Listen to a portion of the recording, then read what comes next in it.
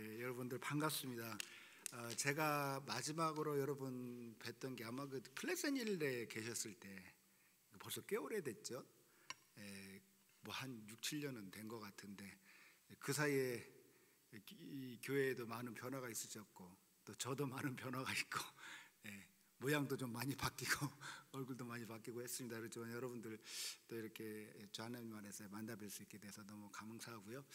오늘 저는 여러분들과 같이 그때 제가 그 플레센일 계실 때 제가 네팔에서 뭘 하고 있는지 잠깐 말씀을 드렸었는데, 또 워낙 오래 전이고 해서 아주 간단하게 지금 제가 네팔에서 뭘 했고 지금 뭘 하고 있고 또 앞으로 뭘 하길 원하는지 선교 보고식으로 이렇게 잠깐 좀 말씀을 나눴으면 좋겠다는 생각을 해봅니다.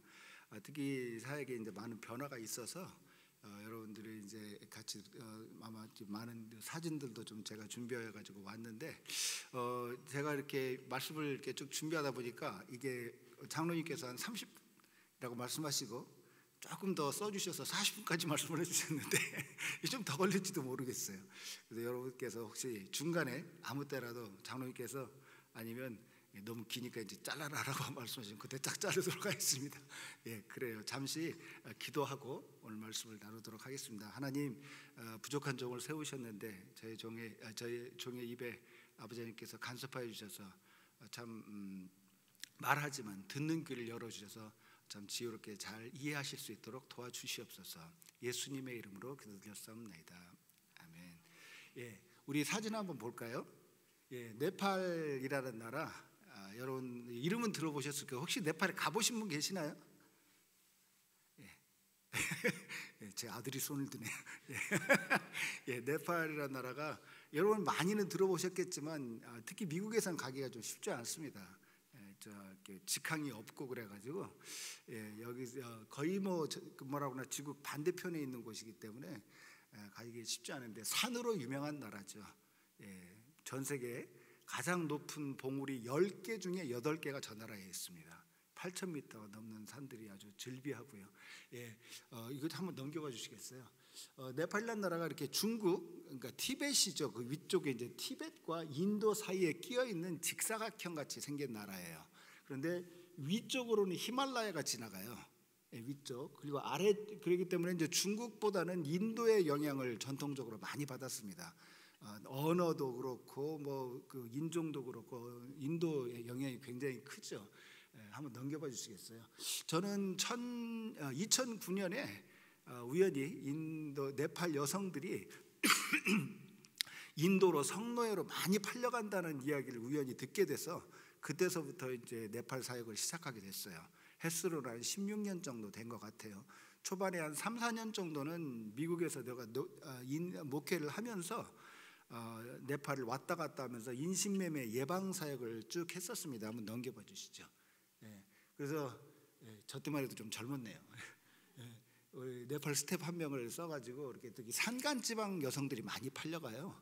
그래서 산간지방을 찾아다니면서 특히 제가 이제 인도에 가가지고 이렇게 몰래 카메라 같이 착 이렇게 찍어온 거를 이게 다큐멘터리 형식으로 한 25분짜리를 만들어가지고 산간지방에서 어떨 때는 마을의 사람들을 모아놓고, 어떨 때는 학교에서, 어떨 때는 교회에서, 어떨 때는 공공기관에서 이렇게 다니면서 인신 예방 사역을 했었습니다. 한번 넘겨봐 주시죠.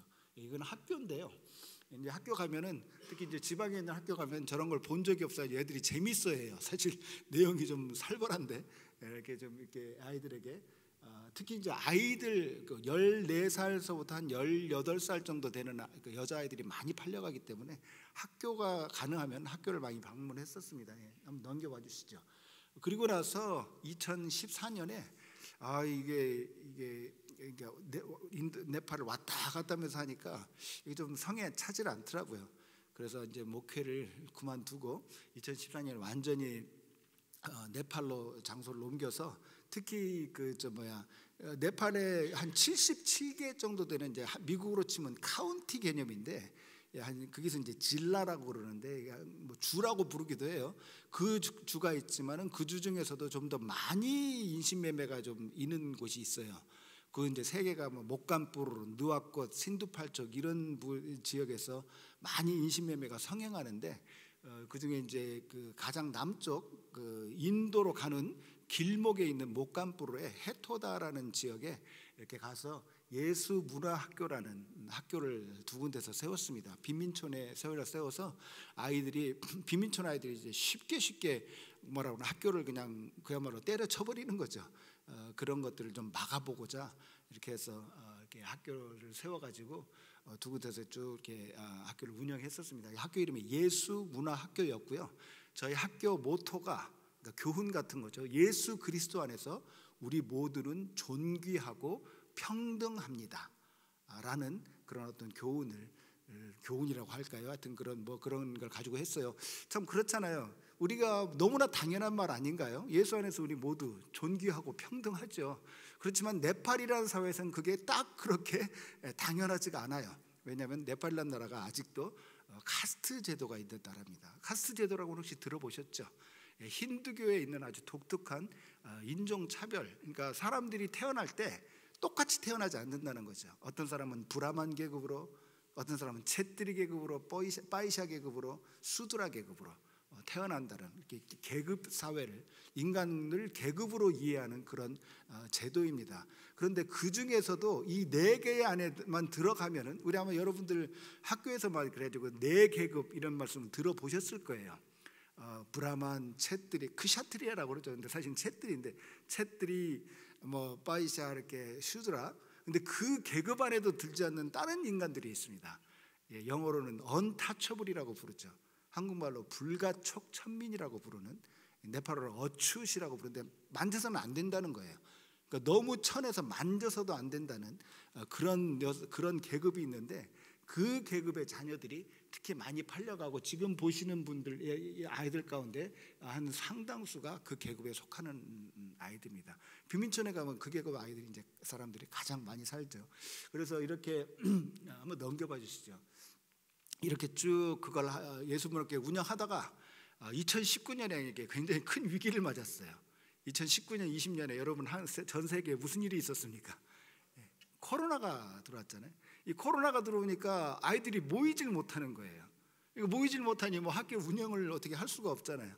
근데 저희 학교 스태프선 분들이 한 13분 정도 계셨는데, 이 학교가 운영이 안 되니까 초반에는 그냥 금방 끝나겠지 했는데 이게 끝나질 않는 거예요 도대체. 그래가지고 우리 선생님들하고 이번 기회에 그럼 우리가 특히 네팔 지방교회에 있는 주일학교 선생님들을 위해서 한번 교재를 한번 만들어 보자.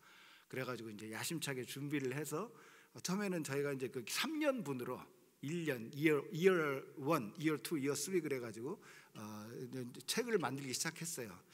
첫 책을 쓰면서 한 3, 4개월이면 쓰겠지 생각을 했는데 거의 1년 반이 걸렸습니다. 그래서 거의 1년 반이 걸려가지고 이런 책을 하나 만들게 됐어요. 잘 보이시죠? 예, 잘 읽으실 수 있겠죠?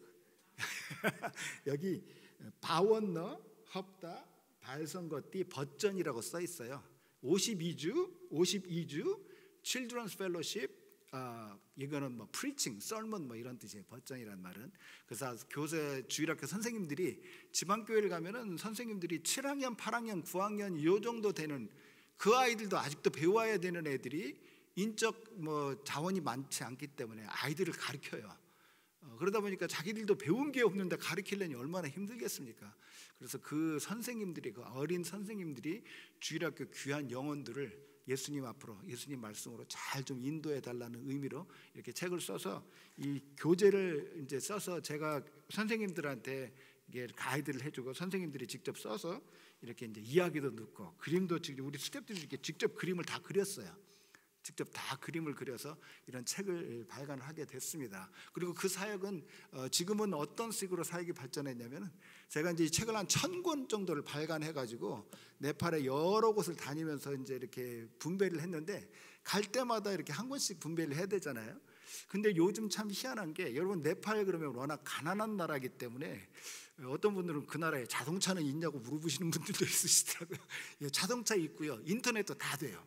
오히려 산간지방이기 때문에 인터넷이 더 빨리 발전을 하더라고요. 인터넷은 무선으로 막 가니까 굉장히 빨리 발전해서 재밌는 거는, 이 한국이 인터넷 강국이잖아요. 근데 한국에 있는 저희 집의 인터넷보다 저 네팔에 있는 제 집에 있는 인터넷이 더 빠릅니다. 굉장히 잘 돼 있어요. 그래서 선생님들도 이제 그 굉장히 변화가 빨리 오는데, 제가 15년 전에 갔을 때만 해도 인터넷 이런 거 전혀 없었죠. 길거리에서 컴퓨터만 꺼내도 사람들이 구경하러 오고 그랬었는데 굉장히 빨리 발전을 합니다. 그래서 요즘은 지방에도 선생님들이 이제 전화기도 들고 다니고 해서 요즘은 저희가 이 내용을, 여기에 있는 내용을 유튜브 비디오로 만들고 있어요. 그래가지고 유튜브에 지금 한 16주 정도를 올려놓고 이제 네팔어로 다 돼 있죠. 네팔어로 다 돼 있는데 그거를 어떤 몇몇 분들이 보시더니 내용은 어차피 다 성경 말씀이니 이거를 아래 캡션을 한국말과 영어로 좀 달아주면은 한국말 하는 분들, 영어 하시는 분들도 이렇게 볼 수 있겠다 싶어가지고 지금 그 작업을 또 지금 하고 있습니다.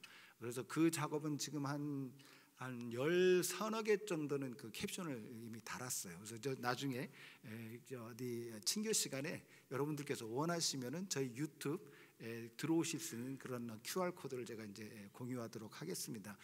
그런 사역을 쭉 하면서 한 겨우 2, 3년 동안 아무 그 예수문학교를 운영하지 못했던 것 같아요. 그 코로나 때문에. 그러면서 이제 제가 서서히 이렇게 환경 쪽으로 이렇게 눈을 뜨게 됐어요. 그 전에서는 사실 환경, 자연 이런 거에 별로 관심이 없었습니다. 그러나 그때 이제 점점 더 기후 변화가, 기후 위기가 심화되어 가면서 환경 변화, 환경 쪽에 눈을 뜨게 되면서 다시 선교 사역을 생각해 보는 계기가 됐습니다. 한번 넘겨봐 주시겠어요? 우리 오늘 여러분들과 함께 창세기 오늘 1장 31절을 같이 읽었는데, 사실은 창세기의 7번에 해당하는 하나님의 말씀, 하나님 말씀에 이런 것들이 있다라는 것을 한번 좀 나눠보고 싶은 곳이 있는데요. 여러분이 그냥 시간이 없으니까 초록색으로 쓰여 있는 것만 아주 큰 소리로 같이 한번 읽어보도록 하죠. 시작. 빛이 하나님이 보시기에 좋았더라. 다음. 하나님이 보시기에 좋았더라. 1장 12절. 하나님이 보시기에 좋았더라. 1장 18절. 하나님이 보시기에 좋았더라. 다음 것 1장 21절. 하나님이 보시기에 좋았더라. 25절. 하나님이 보시기에 좋았더라. 마지막입니다. 31절. 같이. 하나님이 지으신 그 모든 것을 보시니 보시기에 심히 좋았더라. 다음 사진 한번 넘겨봐 주시죠. 어떠신가요? 이 세상을 하나님께서 만들어 주셨을 때 보시기에 참 좋았던 것입니다. 하나님 솜씨로 이 세상을 만들어 놓으셨고, 이 만드신 것이 얼마나 좋으셨던지 하나님 스스로가 너무 그냥 만들어 놓고 좋았더라라고 말씀을 하셨던 그 세상이 지금 이렇게 바뀌어가고 있습니다. 세상은 하나님 만드셨는데 저 쓰레기들 하나님이 버리셨나요? 저건 누가 그랬나요? 하나님께서 창세기 1장 26절 27절 보면 저희들에게 소명을 맡기셨어요. 그 만드시기에 좋았던 그 모습 그대로라도 좀 유지를 해달라고, 더 이상 더 좋게 만들 수는 없으니 그대로 유지해달라고, 그래서 이 세상을 다스리라고, 이 세상을 좀 관리하라고 하셨는데 저희들이 저 세상을 저렇게 만들고 있습니다. 여러분, 저는 오늘 여러분들과 그 환경에 대해서, 자연에 대해서 좀 말씀을 나누고 싶어요. 근데 환경, 자연 이런 단어를 들으시면은 이건 뭐 좀 뭐라 그러나 세상적인 단어 아닌가? 뭐 기독교인들이 그런 것까지 걱정해야 되나라고 혹시 생각하시는 분이 계실지 모르는데, 환경이란 단어, 자연이란 단어, 그 뒤에 뭐가 있습니까? 그거 누가 만드셨나요? 우리 하나님 아버지께서 만드시지 않으셨나요? 참 신앙에 하나님, 창조주 하나님을 믿는 신앙과 그냥 창조주 하나님을 믿는다고 한다면 우리 눈에 보이는 모든 것들 그 뒤에는 창조주 하나님이 계시죠. 그렇지만 창조주 하나님, 그 하나님께서 이 세상을 창조하셨다는 것을 믿지 않는다면 이 세상은 그냥 어쩌다 우연히 생긴 거겠죠. 그냥 스스로 어떻게 하다 보니까 그냥 존재로 온 거겠죠. 이 둘 사이에는 엄청난 세계관의 차이가 있습니다. 우리가 딱 하나를 보더라도 이 하나가, 이 뒤에 하나님이 계시다고 생각할 때는 그 하나가 허투른 것이 없죠. 저희 이번에 제가 미국을 작년에 왔었는데 갑자기 또 오게 된 게, 갑자기 저희 가족 모임이 있게 됐어요. 제가 8남매 출신입니다. 8남매 중에 8번째입니다. 그래서 많은 분들이 사랑을 많이 받았겠구나라고 생각을 하시는데, 사랑도 많이 받고 야단도 많이 맞았습니다. 그런데 이번에 이제 오랜만에 저희 큰 누님 저보다 20살이 많으세요. 83세가 되셨어요 올해. 그래서 이제 연세가 또 계시고 하니까 이제 좀 우리 좀 자주 만나자 해서 의미로 이렇게 만나게 됐는데, 저희 누님 형님들 뵈니까 어떤 생각이 드는지 아세요? 저희 형님을 뵀는데 저희 형님 외에 다른 분이 얼굴에 보여요. 누구겠습니까 그분이? 저희 부모님 얼굴이 보이죠. 저희 누님을 보는데 저희 누님 뒤에 저희 부모님이 보이시는 거죠. 왜냐하면 형제라는 게 뭡니까? 자매라는 게 뭘까요? 우리가 같은 부모를 둔 사람들을 형제 자매라고 하죠. 부모를 공유하는 사람들, 그렇지 않습니까? 그래서 교회에서도 저희들이 피로는 연결돼 있지 않아도 저희도 교회에서 형제 자매라고 부르지 않습니까? 여기 무슨 저 뒤에 보니까 우리 아까 K 선생님 오셨던데 의정자매 이런 식으로 저희들 이렇게 이름을 이게 너무나 당연한 얘기죠. 저희가 의정자매의 부모하고 제 부모가 다르지만은 저와 의정자매를 만들어준 하나님, 그 창조주 하나님이 같기 때문에 창조주 하나님 안에서 저희들이 형제 자매 아니겠습니까? 그렇다고 한다면 이 생각을 조금 더 넓혀보면요, 밖에 보이는 나무 누가 만들었습니까? 하나님이 만드셨죠. 저는 또 누가 만들었나요? 하나님이 만드셨죠. 그렇다면 나무도 제 형제예요. 이제 좀 이따 여러분 비디오를 하나 보실 텐데 거북이가 나올 겁니다. 거북이 자매, 나무 형제 이렇게 나올 수가 있죠. 왜냐하면 우리를 만드신 그 하나님이 한 분이시기 때문에 그렇습니다. 우리 한번 이걸 사진을 한번 넘겨봐 주시죠. 이런 것들을 이렇게 자연히 하나님 만들어 놓으신 창조주 세계가 무너져가는 것을 보면서 네팔에서 추리라는 단체를 하나 만들었어요. 비영리 기관을 만들었는데 그 추리가 뭘 의미하냐면 Trees Revive Evergreen Environment의 준말입니다. 저희 스태프들이 모여가지고 저런 단체를 하나 만들어서 지금 간단하게 저희가 지금 무엇을 하고 있는지 잠깐 보여드릴게요.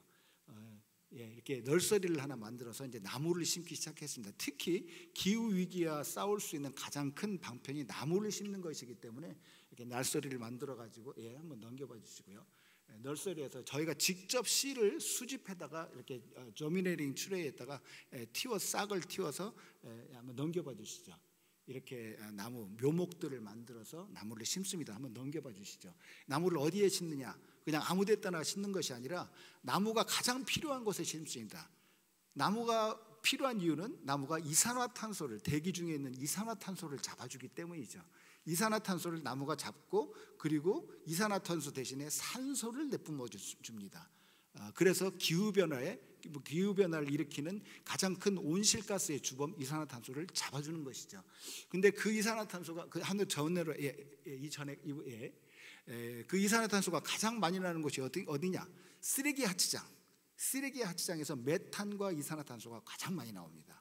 그리고 공장지대 화석연료를 많이 태우기 때문에, 그래서 지금 여러분들이 보시는 이곳은 쓰레기 하치장에서 굉장히 가까운 곳이에요. 바로 옆이 쓰레기 하치장입니다. 헤토라 지역에 있는 트리벤이라는 지역에 있는 곳에서 이렇게 이제 나무를 심습니다. 또 한번 넘겨주세요. 이곳에서는 바로 요 오른쪽 그 이렇게 담장이 보이시죠? 담장 저쪽은 전부 다 공장지대입니다. 그래서 그쪽에 공기가 굉장히 안 좋죠. 공장지대에 그 마을 그 유지들하고 마을에 있는 촌장 이런 분들하고 이제 이야기를 해가지고 저희가 가서 나무를 심겠다고 하니까 굉장히 좋아하더라고요. 그래가지고 저기 지금 나무를 저기는 이제 조금 그렇게 지역이 크질 않아서 한 3개월 정도 만에 한 10,000그루 정도 심는 걸로 이제 끝났는데, 아까 뜨리베니 같은 경우에는 저희가 한 4년 정도 지금 나무를 심고 있어요. 저기에 지금 저희 대충 한 저곳에 한 100,000그루 정도는 이제 심은 것 같아요. 근데 하여튼 이렇게 해서 나무를 쭉 심고 있습니다. 또만 넘겨보세요. 이 사진은 제가 사진만 찍고 돌아다니는 것이 아니라 저도 나무를 심고 있다는 것을 보여드리기 위해서, 약간 사람이 좀 정신이 혼미한 것 같이 보이지만 그날 저녁에도 제가 운전하고 왔습니다. 예, 한번 다음 넘겨봐 주세요. 요즘은 특히 무엇을 하는 거니? 여러분 혹시 교란종이라는 말씀을 들어보셨나요? 나무가 풀이 다 똑같은 게 아니더라고요.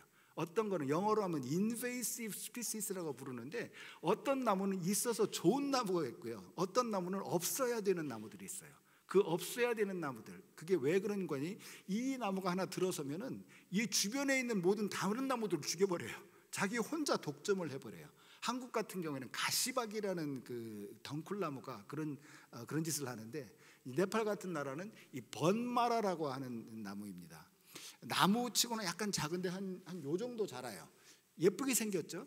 예쁘게 생겼는데 이 나무가 이름이 번마라예요. 이 번이라는 거는 네팔 말로 숲이란 뜻이에요. 포레스트란 뜻이고, 마라라는 말은 킬러, 머더러 이런 뜻입니다. 살인자 이런 뜻이에요. 그러니까 몸 두 개를 합치면 뭐가 되겠까요? 숲을 죽이는 놈이라는 거죠. 근데 이제 옛날 그 네팔 분들은 과학적인 근거는 없었지만 저게 들어오면 완전히 숲이 그냥 완전히 그야말로 초토화되는구나 해서 이제 번마라라는 이름을 줬어요. 과학자들이 연구를 해보니까 저 나무 뿌리에서 이 화학물질이 나오기 시작하는데 그 화학물질이 토양을 죽여요. 근데 참 희한하게도 쥐는 살아 또. 그래서 저희가 이것을 어떻게 하는 거니? 이 번마라를 한번 다음 사진 한번 넘겨봐 주세요. 저희 스태프들이 가가지고 저기 지금 다 번마라들인데 뿌리서부터 이렇게 이게 캐냅니다. 업루트 시켜가지고 이것들을 다시 한번 이게 뿌리서부터 캐가지고 한번 넘겨봐 주세요. 이렇게 번들을 만들어 가지고 저희 이제 일하는 사무실로 옵니다. 그래가지고 다시 한번 넘겨봐 주세요. 이거는 한번 이거 이렇게 이제 해서 राख्न त्यो काट्नु सर आगोको फेरि तपाईँले माथि पनि देख्नु भएर होला सर है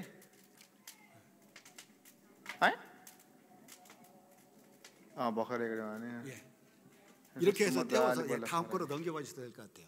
이렇게 해서 만들어 놓은 숯, 이거를 바이오차르라고 부릅니다. 혹시 여러분 바이오차르라는 말씀 들어보셨나요? 안 들어보셨어요? 예, 바이오차르 만드는 게 지금 저희들 사역에 굉장히 중요한 사역이 되는데, 이 바이오차르라는 거는 한마디로 석탄 덩어리예요. 그러니까 차콜 덩어리인데, 이거를 어떻게 만드느냐에 따라서 이 차콜 덩어리가 이렇게 여기다 퇴비를 같이 섞어주면은 이 퇴비를 아주 오랫동안 간직을 해요. 그래가지고 그리고 이제 탄소죠. 탄소 덩어리도 굉장히 흙에 좋지만은 이 탄소 덩어리 안에 표면력이 많기 때문에 수분도 많이 흡수를 하고 퇴비를 많이 흡수해서 숲에 굉장히 좋습니다. 그래서 이것들을 해서 저렇게 바이오차를 만들어서 저희가 만든 퇴비와 섞어서 다시 숲으로 되돌려 줍니다. 번마라가 숲에 있었으면은 뭐가 됐을까요? 숲을 죽였죠. 그런데 이렇게 바이오차르를 만들어 가지고 다시 숲으로 되돌리면은 숲을 살리는 것이 됩니다. 그래서 저희가 지금 저거를 하루에 거의 1000그루 이상 저것들을 캐내요. 캐내가지고 이제 바이오차를 굉장히 만들어서 거기다 퇴비하고 섞는 과정을 이제 이나큘레이션이라고 그러는데, 이나큘레이션을 시켜가지고 다시 숲으로 되돌리는 작업을 지금 하고 있고요. 또 한번 넘겨봐 주세요. 그 외에도 저희가 이제 나무만 심고 다니는 것이 아니라 학교라든지 교회라든지 다니면서 환경이 지금 어떻게 무너져가고 있는지, 특히 젊은 세대들, 이 아이들에게 환경이 지금 어떻게 무너져가고 있고 어떤 위기가 오고 있는지를 알리는 그런 사역을 하고 있습니다. 한번 넘겨봐 주시죠. 제가 그래서 여러분들 이렇게 환경에 관한 이야기, 특히 기후 위기에 관한 이야기를 하면서 어떤 주제들에 대해서 이야기를 해볼까라고 생각을 해보니까 한 20개가 넘는 주제들이 있더라고요. 이거 다 주제들 이야기 못합니다. 그런데 오늘 특히 여러분들이 이것에 대해서 조금 동참하실 수 있는 그 주제가 바로 쓰레기에 관한 주제가 아닐까 해서 오늘은 특히 쓰레기에 관한 주제들만 가지고 조금 더 말씀을 나눴으면 합니다. 한번 다른 거 넘겨봐 주시죠. 여러분 보시다시피 이 쓰레기, 저는 이제 제가 일하는 곳이 바로 워낙 쓰레기 하치장 바로 옆에 있다 보니까 쓰레기장을 자주 가보는데, 가서 보면 참 놀라운 게 어떤 것이 있냐면 버려지는 쓰레기의 95% 이상은 뭔가요? 플라스틱 종류입니다. 저는 좀 100%라고 말씀을 드리고 싶을 정도로 플라스틱이 압도적으로 많습니다. 한번 넘겨봐 주시죠. 다음 사진. 이 사진은 제가 네팔에 이제 굉장히 큰 시스톨이라고 하는 쓰레기 하치정에 가서 찍은 건데, 이 산이 뒤에 있는 쓰레기산이 얼마나 큰지 높은지를 좀 알려드리기 위해서 제 키와 이렇게 비교를 한번 해보시라고 이렇게 한번 보여드렸습니다. 여러분들께서 보시다시피 제 키가 185cm거든요. 근데 아무도 안 웃으시네. 제가 지금 제 키가 170, 옛날에 한 5 정도 됐던 것 같은데 요즘 되니까 172 정도밖에 안 나오더라고요. 좀 줄었어요. 제 키에 거의 10배가 넘는 저 산이 뭘로 지금 다 쌓여 있을까요? 쓰레기로 쌓여 있습니다. 원래 산이 없던 곳이에요. 이 쓰레기 야치장에 가면 어떻게 쓰레기를 버리는 거예요? 쓰레기를 한 레이어를 쫙 버려요. 그리고 그 위에 흙을 좀 덮습니다. 그리고 그 위에 다시 쓰레기를 또 덮어요. 그리고 흙을 덮어요. 다시 이렇게 해서 점점 쌓여간 게 저 산입니다. 그냥 웬만한 산 같죠. 그런데 한번 다시 한번 사진 한번 넘겨봐 주세요. 이 쓰레기 야치장, 저희들은 일하는 곳에서 바로 옆이 쓰레기 야치장에서 일을 하지만은 가끔 일하다 보면 좀 지쳐요. 이거 왜 우리가 이러고 있어야 되나? 그럴 때마다 다시 그곳에 가서 다시 한번 저희들을 리마인드 시킵니다. 왜 이런 것들 때문에 우리가 여기서 이 일을 하고 있지라고 하는 상기시키기 위해서. 근데 여러분 사진을 보면은 제가 좀 제발 웃어달라고 저희 스태프들한테 말을 했는데 스태프들이 웃지를 못하고 있죠. 노력은 하고 있는 것 같아요. 근데 웃지를 못해요. 사진이 전하지 못하는 것 2개가 있습니다. 그 2개가 뭘까요? 바로 하시네. 하나는 냄새를 전하지 못해요. 다른 하나는 또 열기를 전하지 못해요. 사진 봐가지고 저희가 얼마나 더운지 알 수가 없지 않습니까? 냄새를 전하지 못해요. 다음번에 제가 올 때는 비닐봉지에 냄새를 좀 담아가지고 와서 냄새가 아주 지독합니다.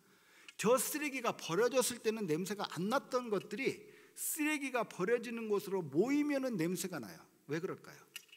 그것들은 저것들이 썩기 때문에 그렇죠. 그 썩는 과정에서 이 공기가 밀폐된 과정에서 썩으면 그곳에서 메탄이 나옵니다. 공기가 있는 부분에서 썩어지면 그곳에서 이산화탄소가 나와요. 근데 그 이산화탄소와 메탄은 지금 온실가스 가장 큰 주범 2개 중에 하나죠. 그래서 쓰레기장이 위험하다는 거죠. 한번 더 사진 한번 넘겨봐 주시죠. 이건 넘어가도록 하죠. 네팔에 있는 그 쓰레기들을 보여드렸는데 이렇게 메탄이 나려면 자연 발화가 돼요. 그래서 쓰레기장에 가면 연기들이 계속 나요. 자연 발화가 돼가지고 그냥 스스로 그냥 불이 붙어버리는 거예요. 네팔에는 저 정도 규모의 쓰레기장이 그렇게 많지가 않아요. 그런데 여러분 한번 보시면은 저거 인도 사진인데 인도가 지금 세계 제1 인구 국가 아니겠습니까? 세계 제1 인구 국가가 되면 그곳에서 뭐가 굉장히 많이 나올까요? 사람이 많은 곳에 뭐가 많죠? 쓰레기가 많겠죠. 그래서 인도에는 저 정도 규모의 쓰레기장이 한 3,000개가 넘는다고 하더라고요. 한번 넘겨봐 주시죠. 이건 제 조카애가 이번에 왔을 때 보여드린 건데 저기 지금 여기 기둥 보이시죠? 저 기둥의 기능이 뭐냐? 아까 말씀드린 대로 쓰레기를 덮고 그 위에 흙을 덮고 쓰레기를 덮고 흙을 덮고 하면은 이 아래 뭐가 차갈까요? 이 아래 메탄이 차겠죠. 그 차에 있는 메탄을 그대로 놔두면은 어떻게 될까요? 박수.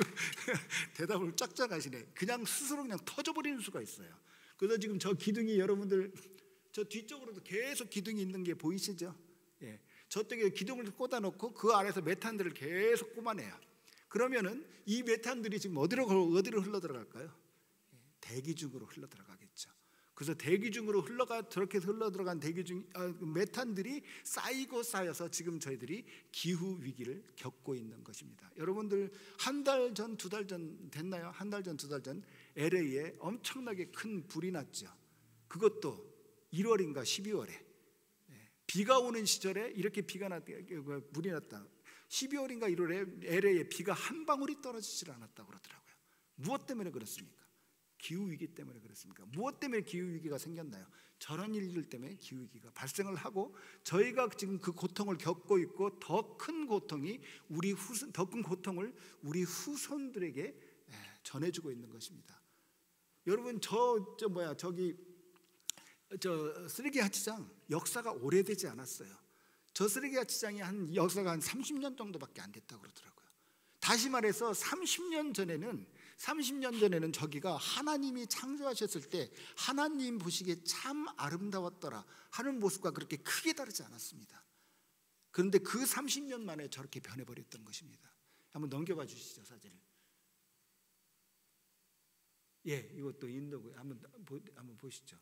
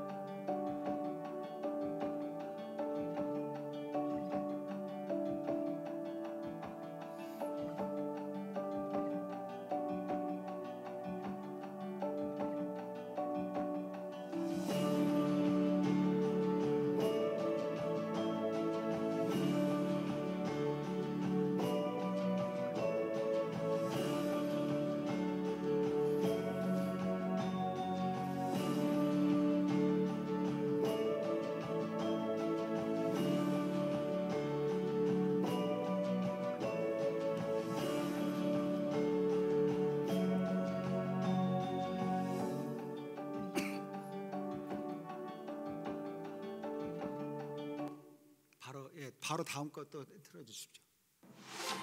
플라스틱 쓰레기는 땅에 그대로 쌓여서 거대한 산을 형성했어요. 인도에 있는 18층 높이의 쓰레기 산은 그 높이가 점점 높아지고 있는 중입니다. 와. 자연 봐라. और ये डर लगता है सबसे ज़्यादा महसूस करते हैं हम इस चीज़ के लिए कि इसकी कितनी गंदी स्मेल है, क्या बीमारी हमें अंदरूनी पैदा करती है, फील होता है अंदर से। जब सांस लेते हैं तो छाती में चेस्ट में दर्द होता है और हमें कहते नहीं है। 어떡해. 몸 안에 있는 거 아니냐고 플라스틱. 어떡해. 어떡해. 세상에. 미쳤어. 저걸 왜 먹은 거야? 아이고 어떡하니. 많이도 먹었다. 저걸. 어떡해. 네, 다음 거 한번 보여주시죠. 네, 이렇게 땅에 쓰레기들이 넘쳐나는데 땅에만 쓰레기가 있는 게 또 아니에요. 바다에 지금 보시는 저 태평양 한가운데 떠 있는 Pacific Garbage Patch라고 부르는 데입니다. 이곳에 지금 여러분 보시기에 그렇게 안 커 보이시죠? 이게 1997년 정도에 발견이 됐고 계속 늘어나고 있는데 이곳의 면적이 얼마나 큰지 한번 상상해 보실 수 있나요? 예, 남한의 16배 정도 되는 사이즈입니다. 남한 사이즈의 16배. 아마 캘리포니아보다 더 크겠죠. 남한의 16배 정도 된다고 한다면은. 그런데 이게 태평양에만 있는 게 아니라 전 세계에 있는 5대양에 다 있어요. 전 세계 5대양이 뭡니까? 태평양, 인도양, 대서양, 북극해, 남극해 다 있습니다. 해류가 이렇게 돌면서 쓰레기들, 바다에 떠다니는 쓰레기들 다 모아서 한 곳으로 모읍니다. 그래서 저렇게 패치들이 돼요. 그런데 누가 나가서 배 타고 나가서 쓰레기를 버렸겠습니까? 그럼 저 쓰레기들 어디서 왔을까요? 우리가 버렸던 쓰레기들이 비가 오고 홍수가 나고 하면서 강으로 강으로 유입된 쓰레기들이 강으로 흘러서 어디로 가죠? 바다로 가지 않습니까? 그리고 바다로 들어간 것들이 해류를 만나서 점점 떠다니다가 한 곳에서 모인 것들이 바로 저렇게 되는 겁니다. 우리는 이 자리에 앉아서 바다에 쓰레기를 버릴 수가 있어요. 네팔이 내륙 국가인데 네팔에 앉아서도 바다에 쓰레기를 버릴 수가 있다는 것이죠. 예, 바다에 쓰레기가 버려지면 어떻게 되는지 한번 보도록 하죠. 뭐야? 바다 아니구나. 불가사리도 죽어 있어. 그게 무덤 같은데? 시커먼네요 진짜. 어머. 뭐야? 여기 어디예요? 와. 뭐야? 쓰레기 산이네. 어떻게 이렇게 파동이니까 쓰레기 파동이. 저러면 살 수가 없지 바다에서. 그럼 저런 바다가 있다고요? 네, 진짜 그런 바다가 있더라고요. 와. 저 사이에 또 물고기들이 있어. 그렇죠. 어떻게 저 물고기들은 어떻게 살아?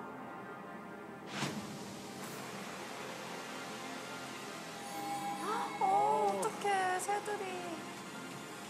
와. 원유 진짜 저거 재앙인 것 같아요. 저기 유출되면. 여러분, 예, 이것도 한번 보시죠. I'm filming. You can go for it, Mr. Surgeon.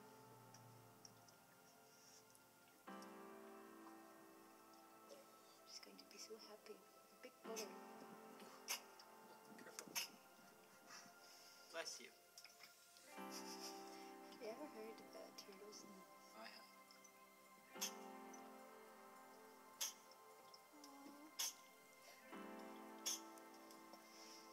You know what this is? What is it? Swabs. The sterile swabs. Could you like put them into the iodine and then we're just gonna try to clean it? No, pero no es un hook por la mano. Sí, ya lo intentó. Sí, yo ahorita lo mordí ahorita, es plástico. He bit on it, he said it's plastic. Have a little bit further out already.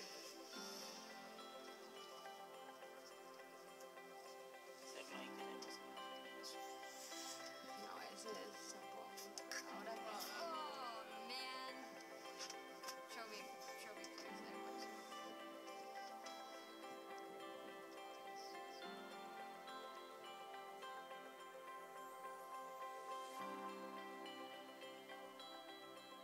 예, 다음 거 보시죠. 아니, 그거 비디오, 예, 그거.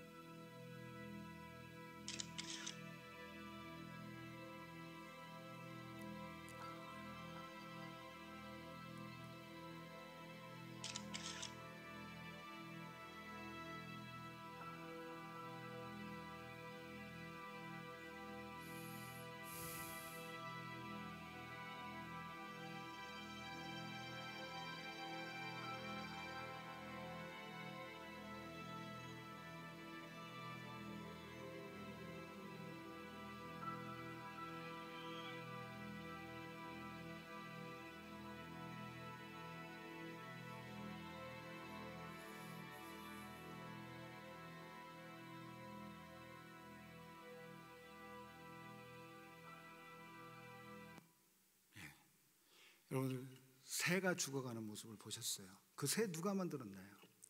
하나님 아버지께서 만드셨어요. 거북이가 플라스틱 빨대가 꽂혀가지고 괴로워하고 있는 모습 보셨어요. 그 거북이 누가 만드셨나요? 우리 하나님 아버지께서 만드셨습니다. 바다가 시커멓게 변해가고 있는 모습 보셨습니다. 그 바다 누가 만들었나요? 하나님 아버지께서 만드셨습니다. 기후위기는 대기의 위험이에요. 대기에 온실가스가 꽉 차서 지금 기후위기를 저희가 맞고 있는데 그 대기 누가 만드셨나요? 하나님 아버지께서 만드셨습니다. 여러분, 이러한 환경의 위기 앞에 가장 앞장서서 싸워야 하는 사람들이 바로 저희 기독교인들입니다. 왜냐하면 저희가 하나님, 창조주 하나님 아버지를 믿기 때문입니다. 여러분, 대기가 위기를 맞고 있고 지표면이 위기를 맞고 있고 바다가 위기를 맞고 있어요. 지구에 남은 것이 뭐가 더 있나요 이제? 그거 다 아닌가요? 누구 때문에? 인간들 때문에 이렇게 되고 있습니다. 여러분, 다시 한번 다른 사진 한번 보여주시죠. 예, 다음. 예. 이렇게 버려진 플라스틱들이 나중에는 분해가 안 되고 저렇게 조그만한 마이크로 플라스틱이 되어가지고 다시 사람들로 다시 돌아옵니다. 영어 표현에 그런 말이 있죠. What goes around comes around 이런 말이 있어요. 여기서 나간 게 다시 나한테로 돌아온다라는 거죠. 내가 보낸 쓰레기가 결국 나한테로 돌아온다는 것입니다. 예, 다시 한번 사진 넘겨봐 주시죠. 그 사진, 그 마이크로 플라스틱들이 결국은 물고기들의 혈관 속으로 또 저희 인간들의 혈관 속으로 들어와서 암을 일으키고 온갖 병들을 일으키는 걸로 저희들이 그 벼락을 맞게 된다는 것이죠. 여러분, 시간이 많이 없어서 다음 들어가죠. 이거는 그냥 넘어가는 게 좋겠습니다. 이거 넘어가시죠.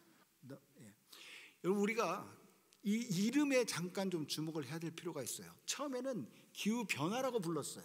클라이밋 체인지. 그런데 거기서 클라이밋 크라이시스로 변하더라고요. 왜냐하면 클라이밋 체인지가 아직 좀 너무 약해, 이 이름이. 그러니까 클라이밋 크라이시스, 기후 위기로 가더니 이것도 조금 성에 안 찼는지 요새는 클라이밋 캐타스트로피라는 단어를 쓰기 시작해요. 기후 재앙이라는 말이죠.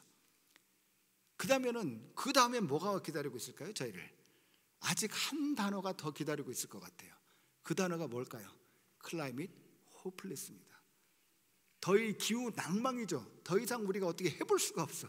티핑 포인트라고, 인간이 2도가 넘어가면은, 기후 위기로 인해서 온도가 2도 이상이 넘어가면 티핑 포인트를 넘어갔다 해서 더 이상 인간들이 어떻게 해볼 수 없는 지경에 이른다고 해요. 그때가 다다르면 클라이밋 호플레스라고 부를 수가 있겠죠. 아직 저까지 가지 않았습니다. 가기 전에 뭔가 해야 된다는 것이죠. 예, 넘겨봐 주시죠. 예, 이건 넘겨보도록 하겠습니다. 우리 어떻게 동참할 수 있는지, 제가 다음 주에 설교를 누가 하시는지 모르겠지만 다음 주에 설교하실 분한테 10분만 꿔가지고 조금만 더 하도록 하겠습니다. 한번 어떻게 동참할 수 있는지. 여러분, 이 사진이 뭔지 아세요? 미국에 있는 화석 연료를 태우는 발전소입니다. 화석 연료를 태우는 것이에요. 미국의 전체 전기 생산량의 53% 정도가 화석 연료를 태우는 것에서부터 나와요. 여러분, 1kW를 네팔에서 쓰는 거하고 미국에서 쓰는 것 똑같은 1kW를 쓰는데 그 1kW 쓰는 것이 자연에 주는 폐해는 완전히 다릅니다. 네팔은 90% 이상이 수력발전소에서 나와요. 그렇기 때문에 전체 생산량의 그 수력발전소는 이제 리뉴에블 에너지라고 부르죠. 그렇기 때문에 자연 1kW를 생산하는데 그렇게 크게 자연에 그 폐해를 주지 않아요. 그런데 화석연료라는 게 뭘 태웁니까? 천연가스 태우죠, 석유 태우죠, 석탄 태워서 발생을 한 그 전기를 쓰는 분들이 바로 저희 미국에 사시는 분들입니다. 똑같은 1kW를 써도 자연에 주는 부담이 다르다는 거죠. 야, 그러면은 뭐 전기 쓰지 말란 말이야, 어떡하란 말이야. 전기 안 쓸 수는 없죠. 그렇지만은 적어도 써도 되지 않는 전기는 저희가 안 쓸 수 있습니다. 여러분, 혹시 대기전류라는 말 들어보셨나요? 우리 여기 과학을 좋아하시는 분들은 아마 금방 대기전류라는 말 들어보셨어요? 대기전류라는 게 뭐냐면은 이렇게 지금 껐어요. 분명히 껐는데 그냥 콘센트를 줬다가 이게 플러그에다가 껴놓잖아요. 그러면은 평균 5%에서 10% 정도 그것들이 계속 전기가 흘러요. 왜냐하면 그 콘센트에서 대기전류 기다리고 있는 거예요. 스탠바이 커런트라고 그래요. 기다리고 있다가 꺼졌더라도 계속 전기가 흘러나옵니다. 그거는 아무 도움이 되질 않아요. 저희가 쓰는 것도 아니에요. 그럼에도 불구하고 10% 정도 전기가 소비가 된다는 것이죠. 여러분, 댁에 가셔서 안 쓰는 전기 꺼주시고, 그리고 대기전류 저기 소켓이라고 그러죠. 그거 다 빼주세요. 여러분들 전기 비리 줄어들 겁니다. 그리고 그걸 통해서 화석을 석탄을 조금 덜 때워도 돼요. 그만큼 공헌하시는 거예요. 한번 넘겨봐 주시죠. 이게 뭐 같으세요? 검게 생긴 사탕 같으신가요? 시드볼이라는 겁니다. 시드볼이라는 건 이게 그 씨드를 모아가지고 거기다가 클레이가 뭐죠? 진흙을 몰아가지고 저렇게 동그랗게 사탕같이 만들어가지고 공토에다가 사유지가 아니라 공유지 같은 데다가 뿌리면은 저기서 어떻게 되는지 한번 넘겨봐 주시죠. 싹이 나와요. 저렇게 성공률이 거의 30% 40%가 됩니다. 저희가 작년에 저 시드볼이라는 걸 알게 돼가지고 작년에 저희는 한 40만 개 정도를 뿌렸어요. 여기를 한번 넘겨봐 주시죠. 이렇게 생깁니다. 이렇게 생기고 아주 간단하게 교회에서 액티비티로도 하실 수 있어요. 만들다 보면 재밌어요. 저거 굉장히, 이것도 여자분들이 특히 저거 잘 만드시더라고요. 만두 같은 거 빚는 거하고 굉장히 비슷해요. 그 과정이. 저렇게 해서 동참하실 수도 있습니다. 한번 넘겨봐 주시죠. 예, 이렇게 시드볼 하실 수 있고요. 또 넘겨봐 주시죠. 왜 시드볼을 하는 게 중요하냐? 아까 제가 잠깐 말씀드렸는데 모든 식물은 햇볕과 이산화탄소와 물이 있으면은 광합성이라는 걸 해서 그곳에서 글루코스라는 에너지를 만들어요. 그래서 나무들이 자라는 겁니다. 그래서 잠깐 다시 사진을 넘겨봐 주시면은 공장에서 CO2가 나오면은 탄소 C를 잡아요. 그리고 O2 산소를 밖으로 내줍니다. 그래서 이산화탄소, 산소. 그래서 네팔 같은 나라 힌두교 국가에 가보면 나무들을 신이라고 생각을 해요. 그만큼 우리에게 덕이 된다는 얘기죠. 예, 한번 넘겨봐 주시죠. 저렇게 여러분들 댁에 또 이렇게 또 실내화 인도어 플랜트 같은 거를 심으실 수도 있습니다. 한번 넘겨봐 주시죠. 시간이 없어서. 아니면은 젊은 친구들이나 여러분들은 조금 더 노력하셔서 저렇게 컴패니언 트리 같은 것도 심으실 수 있습니다. 이렇게 그냥 생일날, 나는 생일날 매해 생일날 나무 하나는 심어보겠다라고 작정을 하셔가지고 저렇게 컴패니언 트리, 인생 동반자라는 거죠. 동반자 나무들 주변에 땅이 있으신 분들은 땅에다가 심으셔도 되고, 땅이 없으신 분들은 어디 그 좋은 곳 찾으셔서 심으실 수도 있습니다. 예, 넘겨봐 주시죠. 다른 거 하나, 저희들 스낵 먹는 패턴을 조금 바꿀 수도 있어요. 문제가 플라스틱이 문제였거든요. 플라스틱은 출생 후에 없어지지 않으니 플라스틱을 뭐로 만듭니까? 예, 페트롤리움으로 만들어요. 휘발유로 만듭니다. 플라스틱. 그렇기 때문에 플라스틱은 출생서부터 이산화탄소를 발생해서 그 다음에 계속 이산화탄소를 발생하고, 저런 것들이 나중에 쓰레기장으로 보여지면 한 30% 이상들을 소각을 해요. 그러니까 소각해도 이산화탄소를 발생시키고, 플라스틱이 엄청난 문제이기 때문에 저런 플라스틱에 쌓여있는 저런 스낵보다는 여러분 건강에도 좋으신 올가닉 과일 같은 거 드시면은, 과일 드시고 나서 저 껍질 어디 다른 데 버려주시면 저게 비료도 됩니다. 예, 한번 넘겨봐 주시죠. 예, 이거는 뭐 여러분들 밭에 조그마한 야채밭, 채소밭 한번 가꾸셔 보실 수도 있다라는 의미로 준비했습니다. 넘겨봐 주시죠. 예, 간단하게 이런 가게 가실 때 혹시 이런 거 들고 가게 가시는 분들 요즘은 점점 많아지고 계시더라고요. 예, 이런 것들 들고 가시는 것, 이걸 들고 가게 가시면은 여러분들이 오실 때 뭘 들고 오지 않으셔도 됩니다. 들고 오지 않으셔도 되는 게 뭘까요? 예, 플라스틱 가방이죠. 예, 여러분들 버리시는 그 플라스틱 가방, 세이프웨이나 이런 데서 들고 오시는 플라스틱 가방들, 예, 언젠가 쓰레기통으로 갑니다. 그리고 그 쓰레기통으로 간 것들이 언젠가 랜드필로 가고요. 미국에 사시는 분들, 한국에 사시는 분들, 이렇게 그 뭐라고 그러나 그 사회 구조가 잘 되신 나라에 사시는 분들의 것들 중에 하나가 이 웨이스트 매니지먼트가 잘 돼 있다 보니까 여러분들이 우리가 부리는 쓰레기와 우리가 이별을 해버려요. 여러분들 혹시 한 번이라도 그 랜드필, 그 쓰레기 하치장에서 나오는 악취 때문에 밤잠을 설쳐보신 분 혹시 계시나요? 아니, 쓰레기 하치장에서 나오는 악취를 한 번이라도 맡아보신 분들이 계시나요?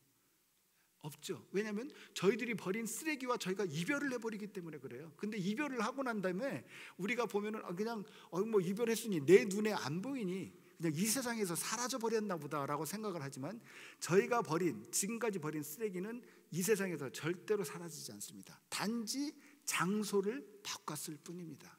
쓰레기를 줄여야 합니다. 예, 그래서 이런 것들 저기 보면 이렇게 써 있죠. I'm not a plastic bag이라고 써 있네요. 이것 하나, 여기 저희 누님 건데 한 2, 3불이면 이거 하나 살 수 있다고 그러더라고요. 이거 하나 잠깐 노력하셔서 사주시면은, 그리고 가실 때 까먹지 말고 가주시면은 그게 바로 동참하는 길입니다. 한번 다음 사진 한번 넘겨봐 주세요. 예, 이거는 조금 더 노력하셔야 되는데, 예, 이거 컴포스트 빈이에요. 집에서 나오는 음식물 쓰레기 여기다가 버리면 여기에 비료가 돼요. 비료가 돼가지고 여러분들 정원 같은 데도 뿌리실 수 있으면 뿌리시면은 여러분들에게, 다시 말해서 쓰레기를 버리지 마시고 저렇게 쓰레기를 활용하실 수가 있다는 것이죠. 예, 넘겨봐 주시죠. 예, 그냥 다시 넘겨봐 주시죠. 예, 마지막 말씀드릴게요. 이거 전 세계에 매해 전 세계에 몇 개 정도의 옷이 만들어진지 아세요? 저도 이 얘기 듣고 깜짝 놀래가지고 몇 군데를 찾아봤어요. 혹시 앞에 나와서 거짓말하면 안 되니까. 전 세계에서 매해 만들어지는 옷의 개수가 1000억 개가 넘습니다. 1000억 개가 넘어요. 그런데 그 중에서도 정말 30% 정도는 상표도 떼지 않고 저렇게 버려진다고 합니다. 예, 저렇게 버려진 것들을 아까 그 소가 먹은 것들이에요. 그리고 그 버려진 것들이 저기 가가지고 이제 대부분의 옷들 안에 30% 40% 정도 플라스틱이 들어가 있어요. 그러다 보니까 이런 것들이 다시 강으로 유입되고 바다로 유입이 돼서 바다를 해치고 있는 것입니다. 한번 넘겨봐 주시죠. 예. 제가 네팔에서 이런 이제 계몽 훈련을 하러 다니면은 마지막으로 이렇게 우리 학생들하고 같이 이렇게 구호를 외쳐요. 이제 그때는 이제 네팔 말로 하죠. 네팔 말로는 이렇게 되는데, 저는 이제 영어로 하면 if not us, who, 그다음에 if not now, when 이렇게 하는데, 영어로는 네팔 말로는 이렇게 돼요. 어일레 너거레 꺼일래 거르네.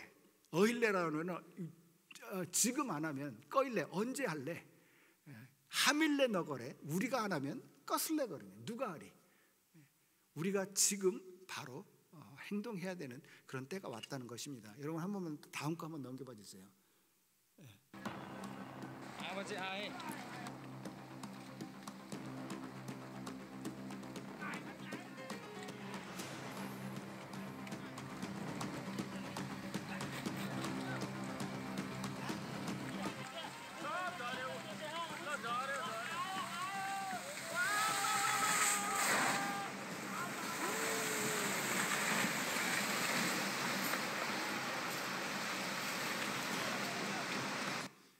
기후 위기는, 기후 변화는 더 이상 조금 불편한 것의 문제가 아닙니다.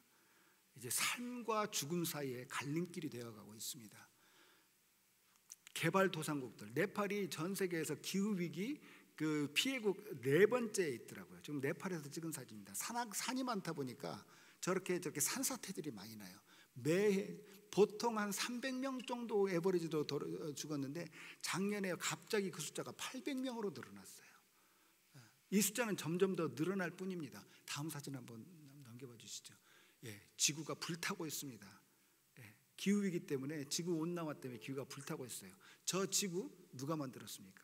하나님께서 만들었어요.